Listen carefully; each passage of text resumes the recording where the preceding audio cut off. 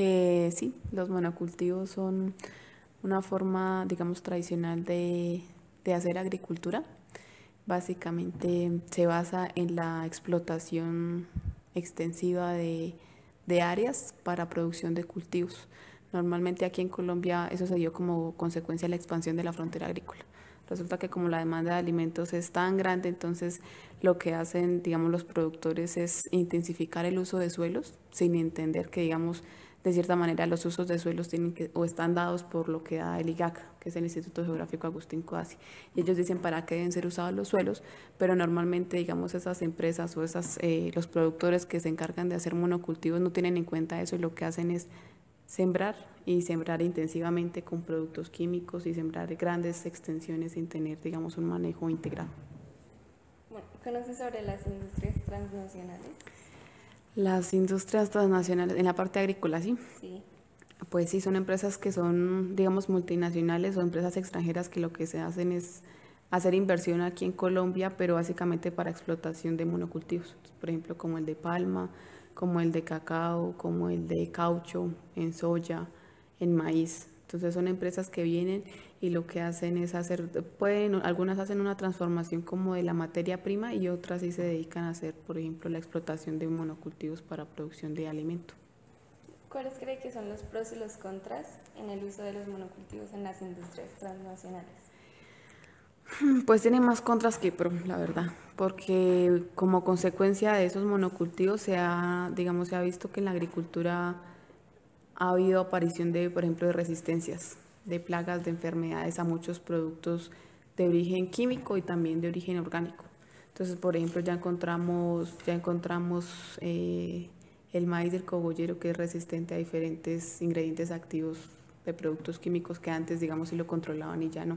Y eso es como consecuencia, pues, que digamos uno se especializa en un solo cultivo y es igual, o sea, así como uno se especializa, las plagas también se especializan en un solo cultivo y ellas de cierta manera se están adaptando a lo que el productor les está dando día con día, entonces pues hay aparición de plagas y enfermedades, resistencia. También, digamos, a nivel de Colombia ya no hay ni soberanía ni seguridad alimentaria. Muchas veces muchas comunidades pelean por eso porque finalmente nosotros consumimos lo que nos están dando, pero ya no tenemos, por ejemplo, la producción de tubérculos andinos o de alimentos que de pronto antes sí podíamos sembrar, pero por ejemplo ahorita el problema de las semillas con Monsanto. Nosotros tenemos que sembrar lo que ellos mandan y la semilla que ellos producen, porque nosotros no podemos tener semilla propia porque eso ya es delito. Y eso es un problema también que se ve como consecuencia de los monocultivos. Y la última es, ¿cuál cree que debería ser el equilibrio que deberían tener las transnacionales en el uso de los monocultivos? Pues es que equilibrio como tal, yo diría que ellos deben tener, bueno, si lo quisieran hacer de pronto hacer un manejo integrado de, de los sistemas de producción, ¿sí? Porque entonces, digamos, mantener lo que les digo, mantener un solo cultivo es malo. Entonces lo que ellos deberían hacer de pronto es mezclas, rotaciones, aunque en realidad en términos económicos para esas empresas eso no es viable. O sea, eso es viable de pronto para un productor pequeño, mediano, pero para las empresas que vienen a generar, digamos, lo que ellos invierten tienen que recuperarlo, en realidad es un poco complicado. La oportunidad que yo vería de pronto es con los sistemas agroforestales, que eso les va muy bien y que son empresas que pueden invertir en hacer reforestación en áreas donde, digamos, son para recuperar. Y eso sí puede tener un potencial porque son áreas que no han sido, digamos, trabajadas y que pueden tener un impacto ambiental bueno para el país.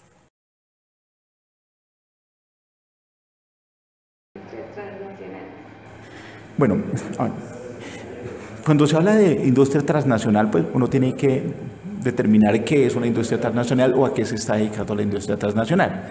¿Sí? Si quiero hacer la correlación entre cultivo e industria transnacional es porque la transnacional está dedicada a un proceso agroindustrial con cualquier fin, puede decir, con el propósito de producir, elaborar alimentos, para producir combustibles, para elaborar insumos o materias primas para otras industrias. Entonces, en este sentido, a ver, tenemos que tener claro que el monocultivo como tal tiene unas características típicas. El monocultivo primero es intensivo en capital. Es una producción agrícola que requiere de alta inyección en capital para la producción y adicional a eso requiere altas extensiones de terreno. Por ende, la industria transnacional lo que hace es buscar territorios a nivel del planeta donde se permita primero la producción agrícola en grandes extensiones para que ellos, obviamente, utilizando o manejando economías de escala, puedan llegar a tener unas producciones muy eficientes en relación a las inversiones que están haciendo. La industria transnacional está muy dedicada a el tema de la producción agrícola con fines, entre otros, de la producción de los famosos biocombustibles. Y Colombia es gran parte del territorio nacional está destinado a eso. Grandes transnacionales han encontrado muy buen asedero para la producción agroindustrial en el país. Como estamos hablando de industrias transnacionales destinadas o orientadas a la inversión en los monocultivos, tenemos que decir que los monocultivos tienen muchos efectos, pero sobre todo son efectos negativos en una economía como la nuestra. Colombia es un país que su producción agrícola es más de vocación mini y microfundista. Son pequeñas extensiones de territorio donde las familias se dedican a producir lo del pan coger, lo de su propio sustento, y parte de la producción la dedican al intercambio en las famosas plazas de mercado. Solo algunos otros sí tienen un proceso un poco más elaborado para hacer producción para la comercialización directa, pero pues digamos no es tan significativo, digamos, cuando hablamos del sector rural en el tema agrícola. ¿Qué sucede acá? Cuando llega un monocultivo de cualquiera de estos, sin importar si es de rápido rendimiento o de tardío rendimiento, genera varias circunstancias. Primero, como se requieren grandes extensiones de tierra para que sea rentable el monocultivo para la agroindustria, pues lo que se genera es un desplazamiento, pero no hablemos de desplazamientos forzados, sino más bien de desplazamientos inducidos.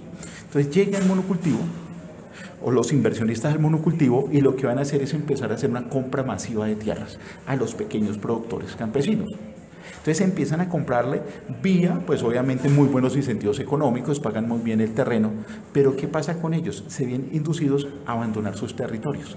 Y otros que se quedan ya dejan de ser productores o campesinos productores del sector agropecuario y se convierten en simples empleados de las transnacionales y siguen produciendo en su sector sin tener injerencia ni decisión directa en lo que se está produciendo. Entonces, el primer efecto es un desplazamiento, reitero, no forzado, sino inducido vía la compra. El segundo es el cambio de la microeconomía de la región. Una economía que vivía del sustento, del autoabastecimiento, de la tradición cultural del intercambio comercial en la plaza de mercado, se agota, se desvía y se transforma eso para convertirse todos en proletariados de la gran transnacional. Entonces ahora son asalariados de esa gran transnacional. Entonces se cambia la estructura productiva de esa región, se cambia la relación patrono-obrero, se cambia la soberanía de la decisión sobre lo que quiero cultivar en mi territorio y ya es una decisión ni siquiera de unos lugareños, ni siquiera de personas del territorio, sino de personas que están en el extranjero quienes determinan qué, cómo y cuánto producir de ese bien necesario para la agroindustria. Entonces hay una transformación, por ende va una precarización del ingreso para los agricultores, una precarización del ingreso para el entorno regional y una subordinación laboral ahora del que antes era libre, del campesino libre que decidía qué producir y cuánto producir, ahora está bajo la sumisión de unas órdenes de quizás de alguien que ni siquiera ellos terminan conociendo y termina determinando el qué producir, cómo producir y cuánto producir de ese producto agrícola que están requiriendo. Entonces, definitivamente los impactos son y terminan siendo en su mayoría impactos negativos para las economías regionales. Hay varias cosas. Cuando Colombia, el Estado colombiano, a través de sus diferentes gobiernos, ha firmado tratados de libre comercio, dentro de los tratados de libre comercio que se han firmado en el marco de lo que se denomina generalmente como el neoliberalismo. o la famosa globalización o mundialización.